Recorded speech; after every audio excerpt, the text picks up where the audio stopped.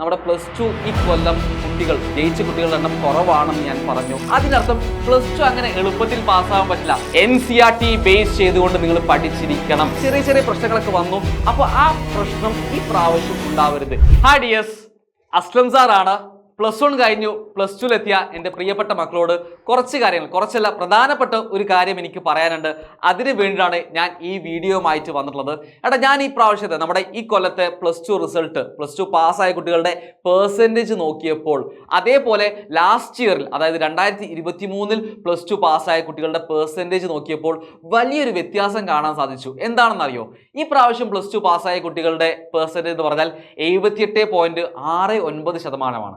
പക്ഷേ last year അതായത് 2023 +2 പാസ്സായ കുട്ടികളുടെ എണ്ണം പെർസെൻറ്റേജ് എത്രയാണെന്നറിയോ? 82.95%.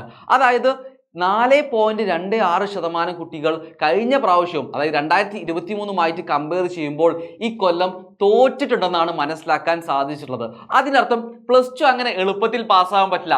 +2 നമ്മൾ തോൽക്കാനും സാധ്യതയുണ്ട്, അല്ലെങ്കിൽ തോൽക്കാൻ സാധ്യത കൂടുതലാണെന്ന് മനസ്സിലാക്കി നിങ്ങൾ വെക്കണം. അതിൻ്റെ ഒരു ഇമ്പോർട്ടൻസ് പറയാൻ വേണ്ടിയിട്ടാണ് ഞാൻ ഈ വീഡിയോയുമായിട്ട് വന്നിട്ടുള്ളതെന്ന് നിങ്ങൾ മനസ്സിലാക്കുക. കൃത്യമായിട്ട് ഞാൻ പറയുന്ന കാര്യം മനസ്സിലാക്കി അത് നിങ്ങൾ എന്താക്കുക, നിങ്ങളുടെ പഠിത്തത്തിൽ റിഫ്ലക്റ്റ് ചെയ്യുന്ന രീതിയിൽ എന്താക്കുക, വർക്കൗട്ട് ചെയ്യുക. സോ ഞാൻ പറഞ്ഞു വന്ന കാര്യം, നമ്മുടെ +2 ഈ കൊല്ലം കുട്ടികൾ ജയിച്ച കുട്ടികളുടെ എണ്ണം കുറവാണെന്ന് ഞാൻ പറഞ്ഞു. അങ്ങനെയാണെങ്കിൽ നമ്മൾ എന്ത് ചെയ്യണമെന്നാണ് നിങ്ങളുടെ മനസ്സിലേക്ക് വരുന്നൊരു ചോദ്യം. നമ്മൾ ചെയ്യേണ്ട കാര്യം വളരെ സിമ്പിളാണ്.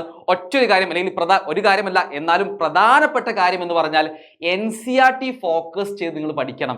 NCERT ആണ് അൾട്ടിമേറ്റം എന്ന് പറയുന്നത്. സോ നമ്മൾ NCERT ബേസ് ചെയ്തുകൊണ്ട് എല്ലാ സബ്ജക്റ്റും കൃത്യമായിട്ട് പഠിച്ചാൽ ഒരു പ്രശ്നവും വരില്ല എന്ന് നിങ്ങൾ മനസ്സിലാക്കി വെക്കുക. നിങ്ങൾക്ക് ഓൾറെഡി അതിൻ്റെ ഒരു എക്സ്പീരിയൻസ് ഉണ്ടാവും. നിങ്ങൾ +1 മാത്സ് എക്സാം എഴുതിയപ്പോൾ +1 മാത്സിൽ NCERT ബേസ് ചെയ്തുകൊണ്ടാണ് ക്വസ്റ്റ്യൻസ് വന്നത്. പക്ഷെ നിങ്ങൾ പല ആൾക്കാരും PYQ ഫോക്കസ് ചെയ്ത് പഠിച്ചപ്പോൾ ചെറിയ ചെറിയ പ്രശ്നങ്ങളൊക്കെ വന്നു. അപ്പോൾ ആ പ്രശ്നം ഈ പ്രാവശ്യം ഉണ്ടാവരുത്.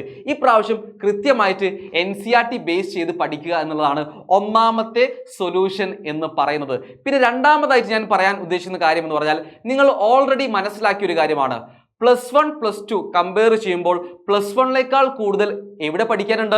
+2 പഠിക്കാനുണ്ട്. സോ +2 ഒരുപാട് പഠിക്കാനുണ്ട്. പിന്നെ പ്രാക്ടിക്കൽസ് വരുന്നുണ്ട്. അതിൻ്റെ അർത്ഥം എന്താ അറിയോ? ടൈം കുറവാണ്. വളരെ കുറച്ച് ടൈമിൽ നമ്മൾ ഒരുപാട് കാര്യങ്ങൾ +2 ചെയ്യാനുണ്ട്. സോ ടൈം മാനേജ്മെന്റ് വളരെ ഇമ്പോർട്ടൻ്റ് ആണെന്ന് മനസ്സിലാക്കി വെക്കുക. കൃത്യമായിട്ട് ടൈം മാനേജ് ചെയ്ത് പ്രാക്ടിക്കൽസിന് ഒരു സമയം, പിന്നെ അതേപോലെ തന്നെ പഠിക്കാനുള്ളത് കൃത്യമായിട്ട് വിഭജിച്ച് കൃത്യമായിട്ട് ടൈം ടേബിൾ ക്രിയേറ്റ് ചെയ്ത് പഠിക്കുകയാണ് നിങ്ങൾ ചെയ്യേണ്ടത്. അങ്ങനെ ചെയ്യുക എന്നുള്ളതാണ് രണ്ടാമത്തെ സൊല്യൂഷൻ എന്ന് പറയുന്നത്, രണ്ടാമത്തെ മെത്തേഡ് എന്ന് പറയുന്നത്. പിന്നെ അടുത്തതായിട്ട് പറയാനുള്ളത്, രണ്ട് പേരുകളുണ്ട്, സിസ്റ്റമാറ്റിക് ആൻഡ് കൺസിസ്റ്റന്റ്. നിങ്ങൾ സിസ്റ്റമാറ്റിക് ആയിട്ടും കൺസിസ്റ്റന്റ് ആയിട്ടും പഠിച്ചിരിക്കണം. എന്നാൽ മാത്രമേ ഇവരൊക്കെ ഈ കാണുന്ന കാര്യങ്ങളൊക്കെ ഒപ്പരം വന്നു കഴിഞ്ഞാൽ മാത്രമേ +2 പാസ്സാവുക എന്ന് പറയുന്ന വേർഡല്ല, നമുക്ക് ഏറ്റവും മികച്ച മാർക്ക് വാങ്ങുക എന്നുള്ള ലെവലിലേക്ക് നിങ്ങൾ എത്തുകയുള്ളൂ എന്നാണ് എനിക്ക് പറയാനുള്ളത്. ഞാൻ പറഞ്ഞ കാര്യം ഒന്നുകൂടി കൺക്ലൂഡ് ചെയ്യുകയാണ്, ഒന്നുകൂടി ആവർത്തിച്ച് പറയുകയാണ്. ഫസ്റ്റ് പോയിന്റ് എന്ന് പറഞ്ഞാൽ NCERT ബേസ് ചെയ്തുകൊണ്ട് നിങ്ങൾ പഠിച്ചിരിക്കണം. NCERT ആണ് നമ്മുടെ ഏറ്റവും വലിയ അല്ലെങ്കിൽ അൾട്ടിമേറ്റം എന്ന് പറയുന്നത്. അപ്പോൾ നിങ്ങൾ ചോദിക്കും, സാറേ ഈ NCERT ബേസ് ചെയ്ത് ക്ലാസ് എവിടുന്നാ കിട്ടുക എന്നുള്ളത്. അത് നിങ്ങൾക്ക് ഓൾറെഡി അറിയാവുന്ന കാര്യമാണ്. ഏകണ്ട ക്ലാസ്സുകൾ NCERT ഫോക്കസ് ചെയ്തുകൊണ്ടാണ്. ഓൾറെഡി ലാസ്റ്റ് ഇയർ +1 മാത്സ് എക്സാമിന് പോലും NCERT PYQ അല്ലാതെ NCERT എന്ന് ക്വസ്റ്റ്യൻ വന്നപ്പോൾ നമ്മൾ ഏകണ്ട ക്ലാസ്സുകളിൽ ആ ക്വസ്റ്റ്യൻസ് ഒക്കെ ഡിസ്കസ് ചെയ്താണെന്ന് അറിയാവുന്ന മക്കളാണ് നിങ്ങൾ. അപ്പോൾ നിങ്ങൾ എന്താക്കുക, കൃത്യമായിട്ട് NCERT ഫോക്കസ് ചെയ്തുകൊണ്ട് പഠിക്കാൻ ശ്രമിക്കുക. അതിന് ഏകൾ നിങ്ങളെ കൂടെ ഉണ്ടാവും. ഏകൾ കൃത്യമായിട്ട് NCERT ഫോക്കസ് ചെയ്തുകൊണ്ടാണ് എല്ലാ സബ്ജക്റ്റുകളുടെയും ക്ലാസ്സുകൾ നമ്മൾ പ്രൊവൈഡ് ചെയ്യുന്നത്. പിന്നെ ബാക്കിയുള്ള കാര്യങ്ങൾ ടൈം മാനേജ് ചെയ്യുക, സിസ്റ്റമാറ്റിക് ആയിട്ടും കൺസിസ്റ്റന്റ് ആയിട്ടും പഠിക്കുക. ഉറപ്പായിട്ടും +2 മാത്സ് എന്ന് പറയുന്നത് നമ്മൾ ഒരിക്കലും തോക്കില്ല. ഏറ്റവും മികച്ച വിജയം നമുക്ക് കരസ്ഥമാക്കാൻ സാധിക്കും. അതുപോലെ നമ്മുടെ ഒരുപാട് സ്വപ്നങ്ങളും എയിമുകളൊക്കെ ഉണ്ടാവും. അതിലേക്കൊക്കെ നമുക്ക് സിമ്പിളായിട്ട് എത്താനും സാധിക്കും. +2 മൊത്തം എല്ലാ സബ്ജക്റ്റിലും ഏറ്റവും മികച്ച മാർക്ക് വാങ്ങുന്നതിലൂടെ എന്ന് നിങ്ങൾ മനസ്സിലാക്കി വെക്കുക.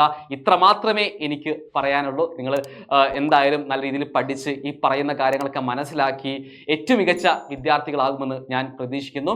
അടുത്ത വീഡിയോയിൽ ഞാൻ ഈ പറയുന്ന കാര്യം കൺക്ലൂഡ് ചെയ്തുകൊണ്ട് നെക്സ്റ്റ് വീഡിയോയിൽ നമുക്ക് കാണാം. See you.